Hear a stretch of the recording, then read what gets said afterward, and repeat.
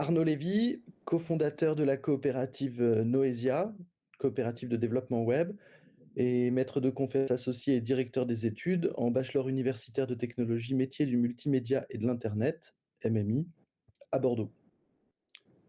Noesia est à Paris et à Bordeaux. Moi, je travaille chez Noesia à Paris et j'enseigne à Bordeaux.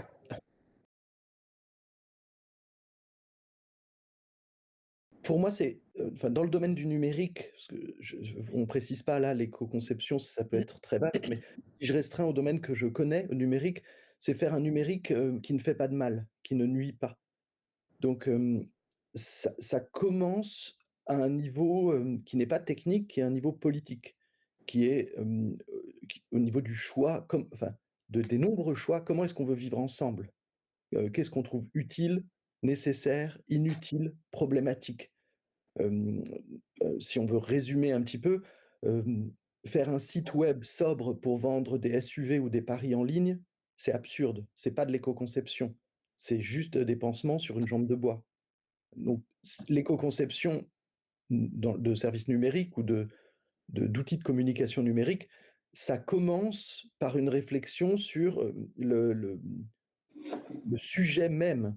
Est-ce que ce qu'on essaye de faire, le service que l'on essaye de créer ou le produit ou le sujet sur lequel on communique est bénéfique ou au moins ne crée pas de dégâts? Et si c'est parfois très difficile, hein, c'est un sujet très compliqué qui peut amener notamment, si on est parfaitement aligné, à refuser des certains boulots simplement parce que le produit ou le service est problématique.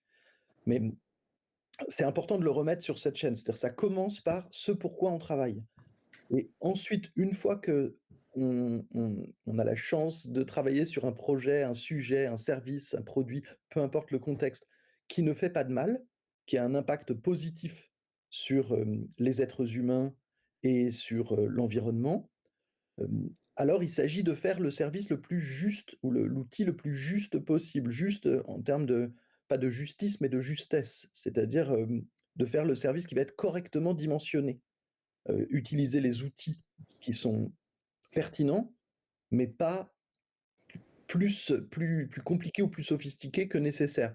On voit par exemple énormément de sites avec des frameworks JavaScript, React ou d'autres, alors que quelques pages statiques toutes simples, sans JavaScript du tout, fonctionneraient exactement de la même manière. Ça, c'est un exemple d'énorme absurdité en termes de technique.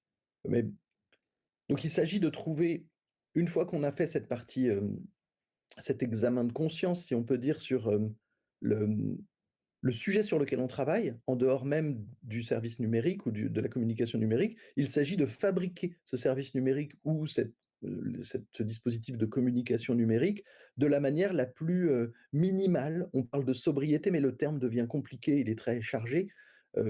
La plus minimale possible, c'est-à-dire bah, si on peut faire tourner le même service sur un tout petit serveur plutôt que sur 5 gros serveurs, bah, c'est ça de hardware en moins.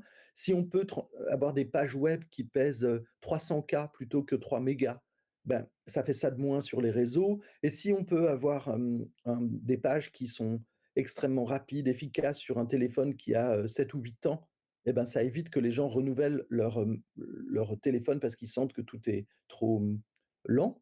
Hem, et je rappelle que dans cette question d'impact du numérique, les devices, les périphériques, c'est-à-dire les téléphones, les ordinateurs, sont la première source d'impact, négatif, de pollution, de dégâts sur l'environnement. C'est-à-dire le premier problème, c'est de changer de téléphone ou de changer d'ordinateur. C'est la fabrication de ces terminaux et également le recyclage qu'on ne sait pas bien faire. On se dit qu'avec des technologies, plus performantes, on va arriver à faire des économies et en fait non, ça crée de nouveaux usages.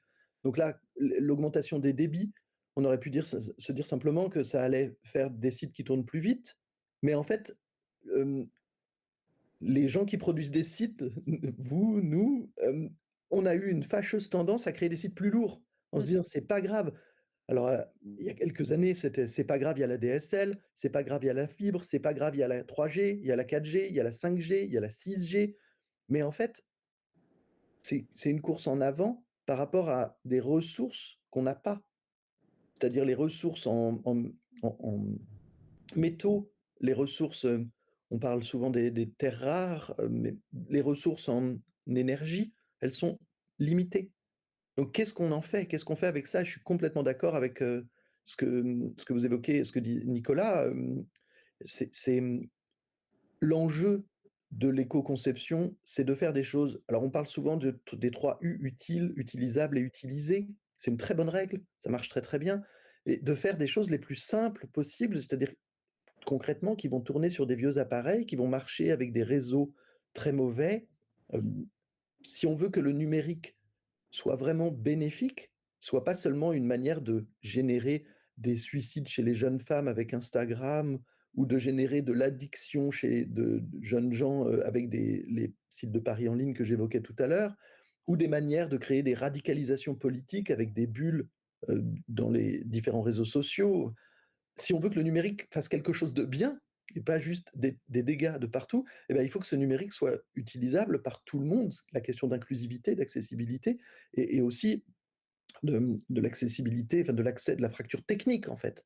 S'il faut tout le temps une machine super puissante et une connexion super puissante pour accéder à un ensemble de ressources et d'outils, de contenus numériques, ben, en fait, on pousse une sorte de course en avant, de renouvellement qui nous amène dans le mur. Aujourd'hui, c'est 3 entre 3 et 4 hem, enfin le secteur du numérique, c'est entre 3 et 4 si je ne me trompe pas, des émissions de gaz à effet de serre, donc de la contribution au réchauffement climatique. C'est un secteur extrêmement important, hein, et surtout en croissance de 10 par an, et donc faire des services qui tournent, avec peu. Il y a, si vous écoutez Gauthier, si vous interviewez Gauthier, Roussy, et il parle des enjeux notamment de résilience, aussi. C'est-à-dire avec peu, ça veut dire avec peu de ressources, mais avec peu de dépendance aussi. C'est-à-dire si on a besoin de 5 services, dont 4 qui sont américains et un qui est peut-être, basé en Irlande pour que le service puisse tourner, en fait, on est extrêmement fragile. On a besoin à la fois de beaucoup d'infrastructures, beaucoup de bandes passantes, beaucoup des terminaux modernes, beaucoup, enfin, et aussi, on a besoin que tout le reste tourne, sinon ça s'arrête. Donc ça n'est pas robuste. Ça oblige à être dans une espèce d'état, où tout va bien, et on se rend compte, là, cruellement avec le conflit en Ukraine, que en fait, c'est pas, enfin, la paix permanente, ça ne marche pas.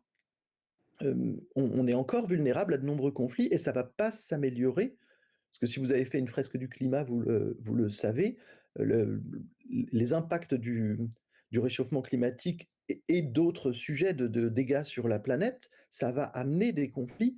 Enfin, les gens qui ne peuvent plus vivre dans des endroits qui ont été, inondés vont partir, et donc ça va générer de nouveaux conflits, en fait. Parce que où vont-ils aller? On le voit, voilà, c'est les choses vont pas se résoudre avec des Darmanin, quoi, et donc voilà, ça va créer un ensemble de tensions beaucoup plus importantes.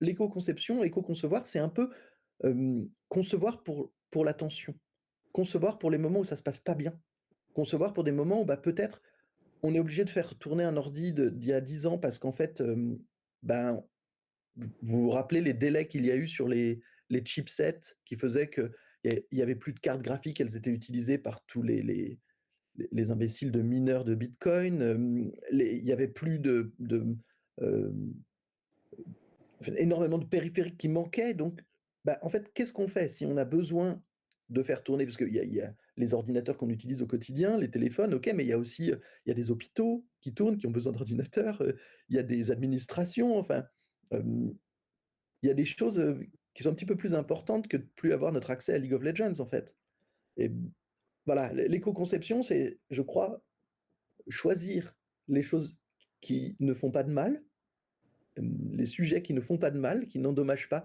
l'environnement, les humains, et et les faire de la manière la plus résiliente, résistante, la plus minimale possible, pour à la fois que ça ait le moins d'impact possible sur les humains et sur la planète, c'est-à-dire que ça ne fasse pas de mal, et pour que ça résiste. C'est-à-dire que, si on se retrouve en contexte très hostile, très problématique, ça continue à marcher.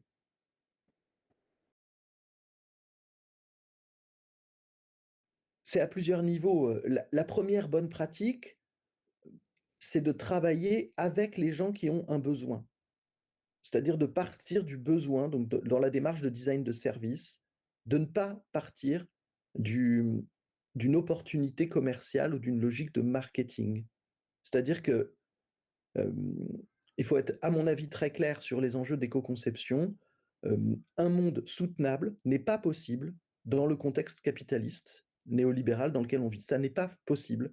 On ne peut pas travailler à prioriser le revenu, le bénéfice, l'intérêt des actionnaires et faire quelque chose de soutenable et de bénéfique pour les humains et si c'est pas régénératif pour la planète, au moins quelque chose qui ne soit pas extractif et qui ne détruise pas l'environnement. C'est le fait de sortir de ce fonctionnement capitaliste n'est pas suffisant, mais c'est nécessaire. Donc la première chose, c'est de mettre en place un contexte dans lequel on peut travailler sincèrement pour les gens, les personnes, les dans certains contextes, à la DINUM, par exemple, on parle des usagers, dans d'autres contextes, on parle simplement des personnes, enfin, mais tant qu'on essaye de parler à des clients, à des cibles, tant qu'on est dans un vocabulaire de marketing et de maximisation du profit, en fait, l'éco-conception, c'est juste du washing. C'est juste une manière de, mettre un petit label, un petit truc pour dire: «Vous voyez comme on fait bien, continuez à nous acheter s'il vous plaît». C'est juste un un un tampon qui va dire: «On ne change rien, mais tout va bien». Donc la première sujet le premier sujet, la première chose pour pouvoir éco-concevoir, c'est d'être dans un environnement un peu aligné sur le plan éthique. C'est-à-dire de pouvoir travailler sincèrement à tenter de résoudre les des problématiques réelles de personnes. Donc ça peut être, dans le cadre d'administration, d'organisation, ça peut être dans le cadre de l'économie sociale et solidaire. Moi, j'aime beaucoup, beaucoup le modèle des SCOP et des SIC. Je trouve que les SIC sont des structures qui sont formidables pour essayer d'adresser des problématiques, de bien commun et d'intérêt général. Mais ça peut aussi être dans des structures qui ne sont pas, des SCOP, des SIC ou des associations ou des administrations. Ça suffit pas et d'ailleurs, il est possible dans une SCOP, d'en faire quelque chose d'absolument monstrueux. C'est pas une garantie, hein. C'est quelque chose d'assez, subtil, hem, mais il faut pouvoir prendre des décisions dans l'intérêt des personnes, de la planète, l'environnement, simplement pour pouvoir continuer à l'habiter. Hem, c'est la planète ne parle pas. Il y a personne qui va venir à une réunion de travail pour dire, «Ah non, non, ça je suis pas trop d'accord parce que, ça va me poser tel problème au niveau de ce fleuve-là». Et donc il faut arriver à trouver des traducteurs, des manières de réfléchir les choses qui vont permettre de considérer la planète et de considérer le temps long. Parce que le problème des organisations, capitalistes néolibérales, c'est que non seulement elles maximisent le profit, mais elles maximisent le court terme.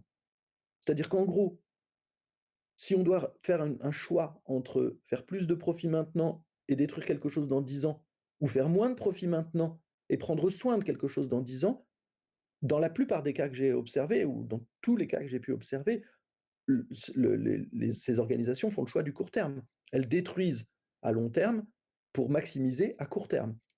Et ça, on ne peut pas faire d'éco-conception dans ce cadre-là. Il faut qu'il y ait une capacité à trancher en faveur du long terme et de l'intérêt général. Une fois qu'on a dit ça sur le plan, macro, et si on a la chance d'être dans un contexte où on peut vraiment travailler pour l'intérêt général, travailler pour les personnes et travailler sur le long terme.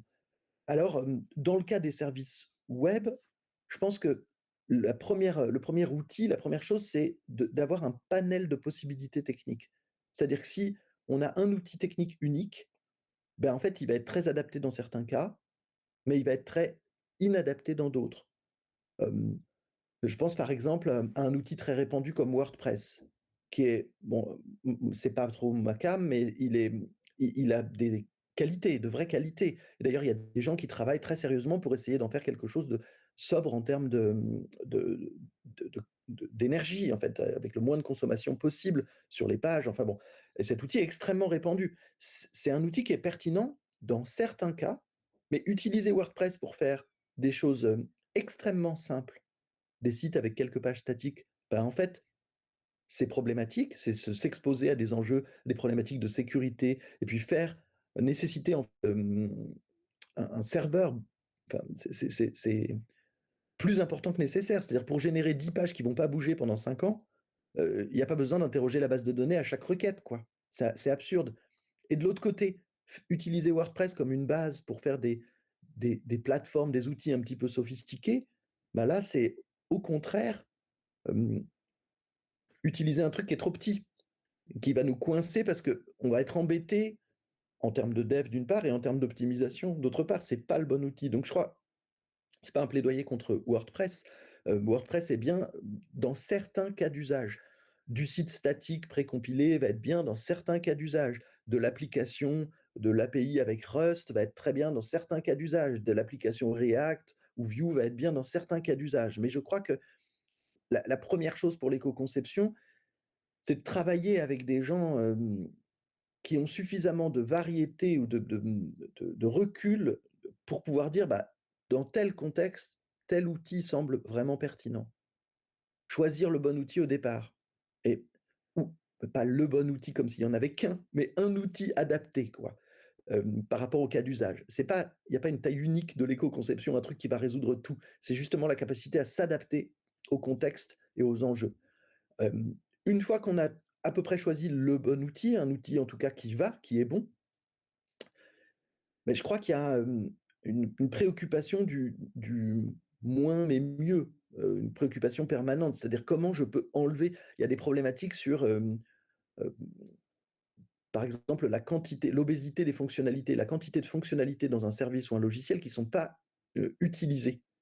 Hem, essayer de faire quelque chose, ce qui est un petit peu la philosophie, Linux, de faire des petites choses simples mais qui font bien leur travail, des petites fonctions simples mais bien faites, je crois que c'est une bonne philosophie. Essayer d'avoir des outils qui font enfin, assez peu de choses, aussi peu que possible pour bien remplir la fonction. Hem, là encore, si on est dans une logique marketing, il va falloir de la nouveauté. Donc il va falloir ajouter des fonctionnalités pour attirer des clients et être en compétition avec les concurrents. C'est pas possible ça. Il faut sortir de cette logique de compétition, rentrer dans une logique de coopération entre les différents acteurs, actrices, entre les différentes personnes autour d'une problématique, pour arriver à trouver non pas, hem, comment être meilleur que les autres, mais comment être au mieux avec les autres. Et donc comment, hem, bien prendre soin de fonctionnalités qui sont vraiment utiles pour qu'elles soient très robustes et très pratiques à utiliser et sortir de cette guerre permanente. C'est cette idée d'innovation comme moteur de croissance. En fait, la croissance, c'est problématique, c'est toxique, on n'a pas besoin de croissance et l'innovation elle-même, bah, c'est pas très utile. C'est intéressant, mais très souvent les produits techniques et les productions techniques ont 2 facettes, une positive, une négative et l'innovation, ça amène autant de problèmes. C'est ce que propose, le concept de pharmacone que propose Bernard Stiegler, qui je trouve résume très bien ça. À une petite dose, une chose peut être un remède et à une dose plus importante, ça peut devenir un poison, la même chose. Et le numérique, je trouve, se comporte vraiment comme ça. Le numérique peut avoir des aspects très, très positifs, mais il peut aussi devenir extrêmement toxique. Voilà donc, hem, essayer de trouver le bon outil, essayer réduire en termes de fonctionnalité, hem, et de bien prendre soin de chacune de ces fonctionnalités. Et ensuite, je crois qu'au niveau vraiment micro de la production en tant que développeur, la question, ça va être, minimiser les impacts et les dépendances. Donc si on prend, on peut peut-être je ne sais pas si c'est pertinent de faire un partage d'écran pour prendre un site au hasard et voir, à quoi ressemblent les dépendances, je ne sais pas quel site on peut prendre. Alors voilà, j'ai pris le site de Nike, j'accepte. Donc au niveau micro, au niveau du travail de dev au quotidien, donc on va prendre la console. Là, je suis sur Chrome. Donc, la première chose, c'est qu'on va regarder le réseau. On va regarder le nombre de requêtes, le poids transféré. Donc là, je vais désactiver le cache pour pouvoir faire comme si je venais pour la première fois. Voilà, 254 requêtes, 7 mégasets transférés, qui correspondent à 15 mégas de ressources une fois décompressées. Bon, bah, là, il y a des choses très, très concrètes. Par exemple, il y a 99 fichiers JavaScript chargés. 8 fichiers CSS chargés, 67 images et un poids total de 7 mégas. Alors, chez Noesia, on s'est fixé comme objectif 500 K en mobile. Donc, si je charge la page en mobile, peu importe,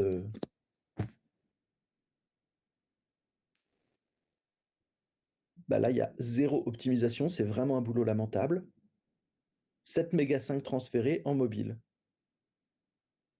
Donc là, en quoi va consister le travail d'éco-développement? On ne peut plus parler à cette étape-là d'éco-conception, c'est d'éco-développement ou d'optimisation du développement. Alors, ce qui est intéressant, c'est qu'on peut le prendre sous l'angle optimisation pour des raisons écologiques, mais on peut le prendre sous l'angle optimisation pour des raisons de performance. En fait, ça nous amène à la même chose.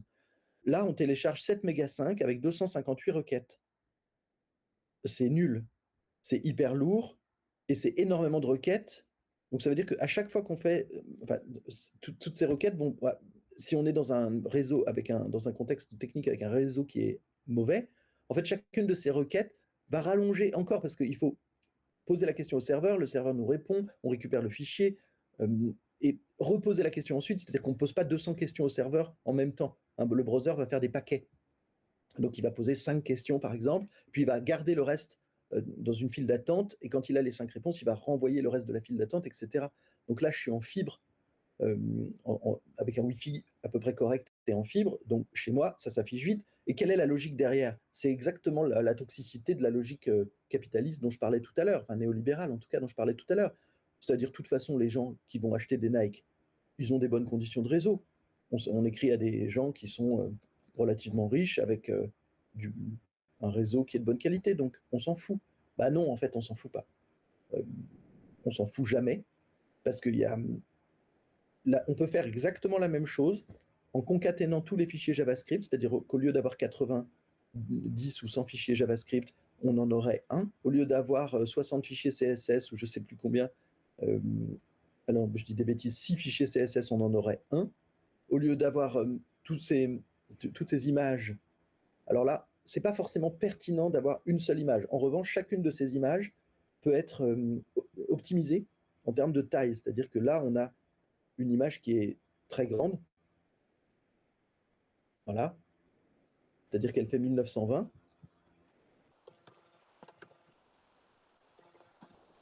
Quand on se met en mobile, bon, elle a été optimisée un peu.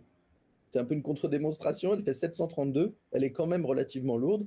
Le problème là vient d'ailleurs. Le problème vient du fait que toutes les images qui sont en dessous, je les ai préchargées.